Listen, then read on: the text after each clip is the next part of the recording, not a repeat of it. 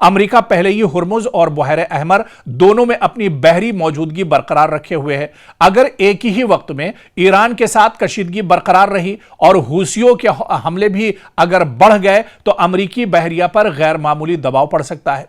इधर यूरोप के लिए भी खतरा कम नहीं है, क्योंकि नहर सुइज के जरिए एशिया और यूरोप के दरमियान होने वाली तिजारत बाबुल मंदब पर मुनहसिर है। अगर यह रास्ता मुतासिर होता है तो फिर यूरोप को सप्लाई चेन में रुकावट, तवानाई के बहरान और महंगाई का सामना एक तरह से करना पड़ सकता है। यानी एक तरह से जो परेशानियां हैं वो पूरी दुनिया के लिए बढ़ सकती हैं और यह कहा जाए कि इस जंग का जो असर है वो सिर्फ मशरिक़ वस्ता तक, खलीजी ममालिक तक या ईरान, इजराइल और अमेरिका तक महदूद नहीं है, बल्कि अब इस जंग का असर, जो चीज़ें हमने आपको डिटेल में बताई, चाहे वो अबनाए हुर्मुज की इंपॉर्टेंस हो, चाहे वो बाबुल मुंदब की इंपॉर्टेंस हो, बहर अहमर की अहमियत हो, इन सब को मिलाकर आप देखिए कि अब ये जंग, इस जंग का असर दरअसल पूरी दुनिया पर पड़ता हुआ नजर आ रहा है और पूरी दुनिया अब दरअसल परेशान है। और शायद यही वजह है कि आप देखिए कि अमेरिकी सदर डोनाल्ड ट्रंप ने अपना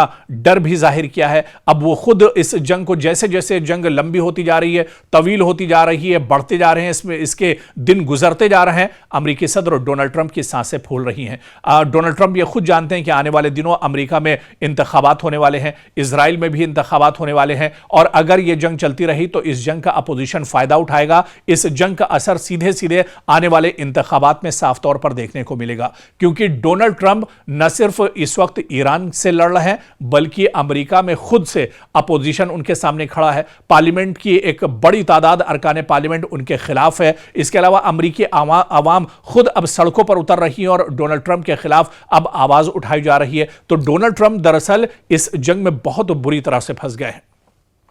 और इस जंग की जो सबसे दिलचस्प बात है, जो पहलू है, वो दरअसल यह है कि इस जंग से अमेरिका का कोई लेना देना नहीं था। यह मशरिक़ वस्ता में यह जंग दरअसल इजराइल ने अपने से शुरुआत की थी, ईरान पर अचानक हमला किया था और उसमें इजराइल ने अमेरिका से मदद मांगी थी। लेकिन अब यही जंग सीधे सीधे ईरान के सर पर पड़ गई है। इसी वजह से आप देखिए कि कई बार नेतन्याहू को डोनाल्ड ट्रंप दरअसल फटकार लगा चुके हैं, कई बार उन पर नाराज हो चुके हैं, लेकिन क्योंकि अब कुर्बत इतनी ज्यादा है या ये दोनों मुल्क दरअसल ईरान से इनकी दुश्मनी है, तो दरअसल दोनों की मजबूरी एक दूसरे के साथ रहना है, एक दूसरे का साथ देना है। ऐसे में डोनाल्ड ट्रंप और नेतन्याहू, या यूं कहें कि इजराइल और अमेरिका एक साथ ईरान के साथ लड़ रहे हैं। नहीं तो जो हालात अब बने हैं, जिस तरह से अमेरिका इस जंग में फंसा हुआ है, इसके लिए अमेरिका दरअसल दबे ही अल्फाज में सही, लेकिन इजराइल को जिम्मेदार एक तरह से ठहरा रहा है।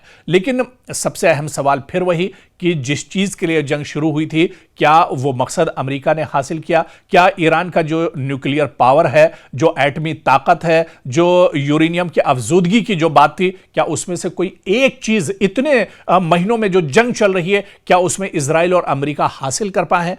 बस ये कि जो मासूम है उनका कत्ले आम हो रहा है, जो इंफ्रास्ट्रक्चर है आम लोगों के जो काम आता है ईरान के अंदर, उस पर लगातार हमले किए जा रहे हैं।